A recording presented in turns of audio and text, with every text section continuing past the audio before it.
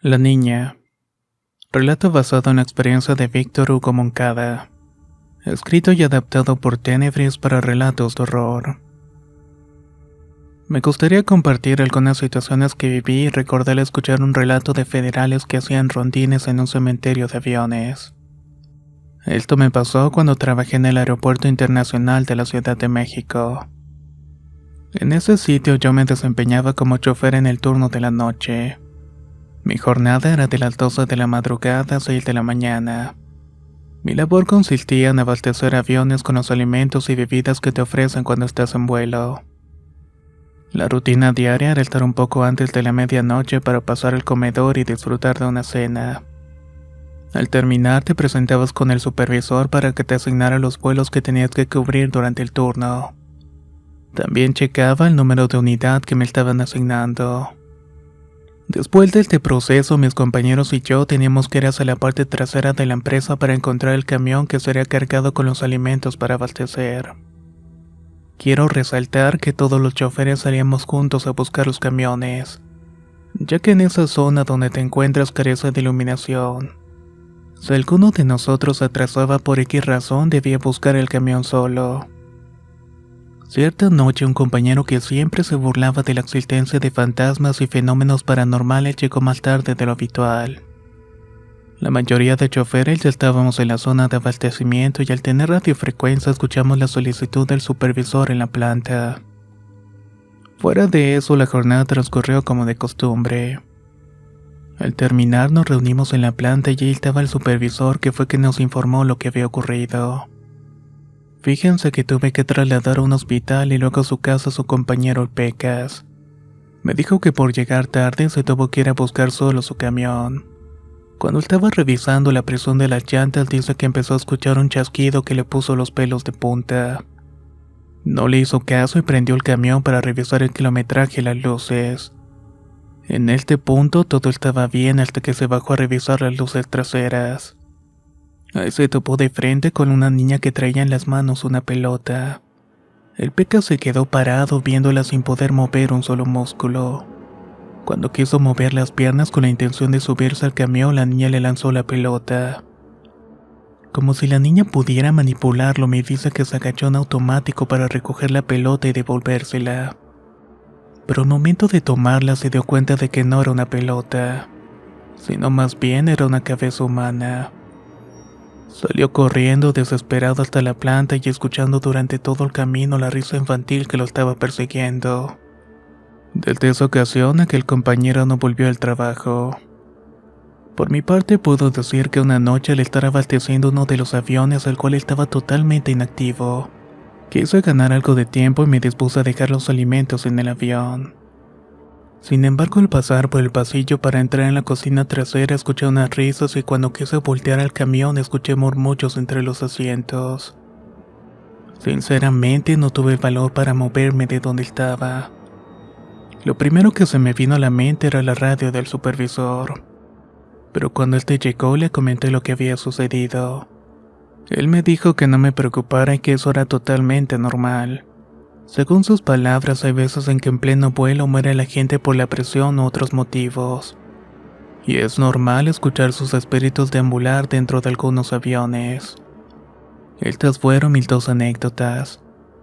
Un saludo desde Catepec, Estado de México. Muchas gracias por su atención.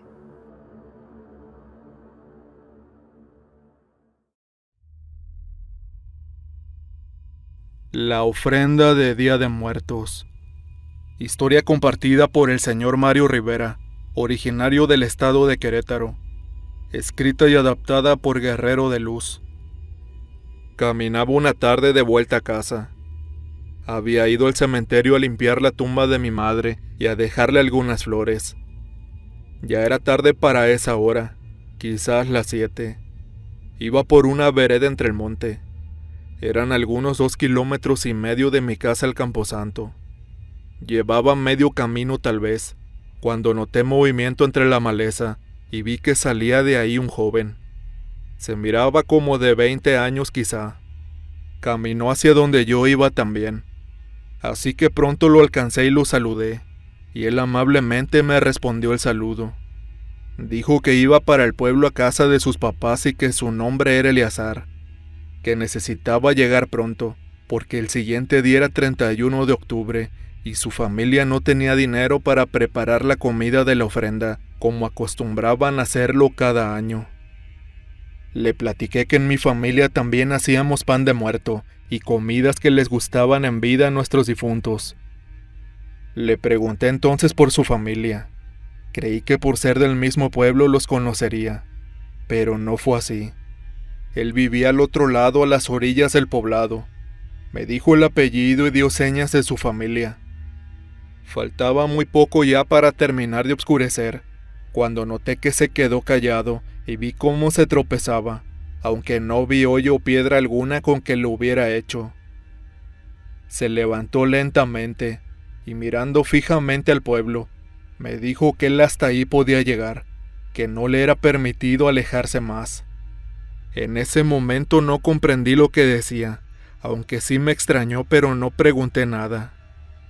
Mirando hacia el piso me tomó de la mano, y mientras me decía que le hiciera un gran favor, me puso sobre la mano una prenda de metal, que luego me di cuenta era una esclava. Me volvió a decir: por favor, Manuel, lleva esto a mis padres, y diles que los quiero mucho, que no se olviden de mí. Al acabar de decir esto, dio media vuelta, y sin despedirse caminó por el mismo lugar del que había venido. Quise regresarme a alcanzarlo, pero algo me detuvo, y preferí seguir mi camino. Al llegar a casa y estando con mi esposa le platiqué lo que había ocurrido, y entonces también reaccioné y recordé que aquel muchacho me había llamado por mi nombre. ¿Cómo lo supo? Yo jamás lo había visto antes. Traté de ir a dormir, pero seguía pensando en aquel muchacho. Mi mujer me dijo que siendo un lugar tan pequeño el pueblo, tal vez él ya me conocía y había oído nombrar mi nombre. Por la mañana, siendo el día 31 de octubre, fui a buscar a los papás de aquel joven. Pregunté en algunas casas hasta que me dieron razón de aquella familia. Al llegar a esta casa, estaba una señora sentada tejiendo en el patio. Era una casa pequeña de adobe y lámina. La saludé y pregunté si ella era la mamá de Eleazar. Contestó que sí, que qué se me ofrecía. Noté que se extrañó mucho al preguntarle. Le expliqué que la tarde anterior me había encontrado con su hijo cerca del cementerio y que me pidió de favor que les llevara a esa esclava, que por cierto era de oro. Su mamá, con los ojos llorosos y llenos de sorpresa, se acerca a mí y toma la esclava en sus manos. Le grita a su esposo y a su hija para que salgan a ver. Yo no comprendía lo que ocurría.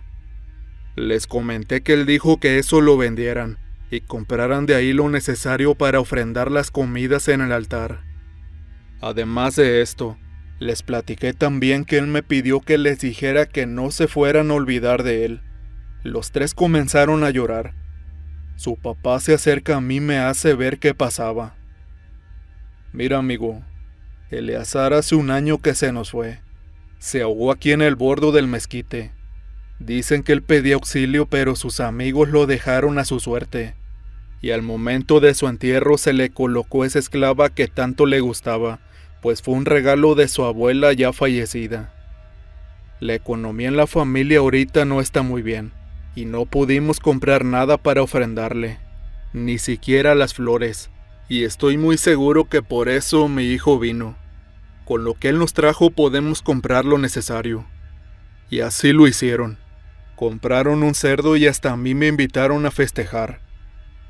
En el altar que formaron se podían ver muchas fotos de familiares ya fallecidos, pero entre todas ellas resaltaba también la de Eleazar. Al verlo sentí escalofríos por todo el cuerpo, y aún me conmociona el saber que él volvió del más allá, para que pudieran festejarle en el mundo de los vivos, y no se olvidaran de él. Matlasigua. Historia basada en el testimonio de Santiago Martínez. Escrito y adaptado por Tenebris para relatos de horror. Mi nombre es Edgar Santiago Martínez y lo que voy a contar ocurrió en un pueblo llamado San Andrés Yatuni, ubicado en la Sierra de Juárez, en Oaxaca. La historia comienza con el fallecimiento de mi abuela, que partió de nosotros un 31 de octubre del año 2017. Ella fue como una segunda madre para mí, ya que mis padres radicaban en la Ciudad de México desde el año 2000. No pude estar en su velorio ni tampoco en el entierro porque la única hermana de mi padre no quiso avisarnos del deceso por algunos desacuerdos familiares. 29 días después de su fallecimiento nos enteramos de todo y fuimos al pueblo lo más rápido que pudimos. Como mencioné antes, el pueblo tiene como patrón al apóstol Andrés y la fiesta se prolonga por 5 días. Llegamos en plena celebración, pero no será la misma que otros años por nuestro duelo. La fiesta inició el 28 de noviembre con una gran candela. Así se le conoce a las fiestas con baile y banda de viento tradicional acompañada de muñecos enormes. En otros lados se les da el nombre de mojicangas. Los niños traen maramotas, que es un palo recto de carrizo con una esfera en la punta, o cualquier otra figura, ya que se les premia por su creatividad. Esta vez mis papás y mi hermano se adelantaron una semana al pueblo. Yo por cuestiones de trabajo no pude irme con ellos. Falta el día 27 de noviembre que llega a Oaxaca y como dije, el 28 por la mañana comenzó todo el festejo. Me partió el corazón llegar al pueblo y no encontrar a mi abuela recibiéndome en la casa. Como todo en la fiesta es gratis, incluyendo la comida y bebidas como anís, mezcal, vino, tepache y refrescos. Decidí que era momento de desahogarme un poco. Parte de la celebración es que la candela va de casa en casa para que bailen los niños y las niñas de 6 de la tarde a 10 de la noche. Mientras tanto los adultos hacen su fiesta y baile de las 12 de la madrugada hasta 5:30 de la mañana. Me puse a tomar siguiendo la candela de los niños. Bebí como si no conociera el alcohol y buscara perderme en este. Pasada las 11 de la noche decidí irme a descansar un poco y recuperar las fuerzas para salir con los adultos. En el camino de la explanada del pueblo, la casa donde llegamos, que era de una tía hermana de mi madre, fue que me encontré con una visión. En la familia se cuentan historias de una mujer que se aparece a los borrachos que andan muy tarde por la noche. Yo en ese momento iba solo, pues mi hermano no quiso acompañarme y tampoco ningún miembro de la familia. Rumbo a la casa de mi tía vi a lo lejos una persona recargada en un poste de luz. Como estaba de fiesta, no se me hizo raro ver gente en la calle. Me fui acercando para ver si reconocía a la persona, pero me encontré con la sorpresa de descubrir a una bella mujer que nunca había visto entre la gente del pueblo. Su aspecto era muy llamativo y su rostro es uno de esos que te basta ver para recordarlos. Estaba vistiendo con una blusa escotada y una minifalda. Su aspecto y facciones me resultaron muy sensuales. A la vez pensé que si con esa ropa no tenía frío, pues recordamos que es la sierra y casi llegando invierno. Entre más me iba acercando, noté que la mujer se alejaba de mí. La miré caminar y como su mano me llamaba para seguirla. En ningún momento salió ni una sola palabra de su boca. Yo caminé hacia ella sin importar por dónde me iba guiando. Sin darme cuenta, ya estaba a escasos metros de la casa de mi difunta abuela, la cual se ubicaba cerca de un río. Cuando noté que se terminaba el alumbrado público junto con las casas, la mujer hermosa se difuminó con la oscuridad que se da en los sitios rodeados de los árboles. Ahí tuve la sensación de que lo que estaba pasando no era bueno. Di media vuelta y corrí para trepar una pendiente, luchando por subir hasta que lo logré. No me detuve hasta llegar a la casa de mi tía, pero para mi sorpresa no había nadie. Al saberme solo, busqué un machete y salí para ver si aún estaba aquella mujer. Imaginé que la aparición se trataba de la Matlacigua, una aparición que tanto nombran por esas regiones. Según cuenta la leyenda, esta mujer se parece a los hombres parranderos e infieles que les gusta andar de noche. Seduce a estos hombres, se los lleva a algún río cercano para ahogarlos o aventarlos a los matorrales para que se espinen. Por lo borracho que estaba, lo único que recuerdo es que volví a donde me había llevado para retarla. Quería decirle que no tenía miedo, pero no sé qué ocurrió después. Desperté en la casa de mi tía con el machete como cabecera. Me levanté para platicarle a mi familia lo que había ocurrido. Mi tío me contó que ya le había pasado a él, pero en este caso se logró aventarlo unos matorrales. Afortunadamente logró salir con la ayuda de algunos hombres del pueblo. Lo único que me dijeron mis padres fue que eso me pasaba por no tener presente a mi hijo y a mi esposa, mismos que había dejado en la Ciudad de México. Luego de este suceso me despedí de mi abuela y volví con mi familia. Desde aquel evento siempre me la pienso 2 veces antes de tomarme unos tragos.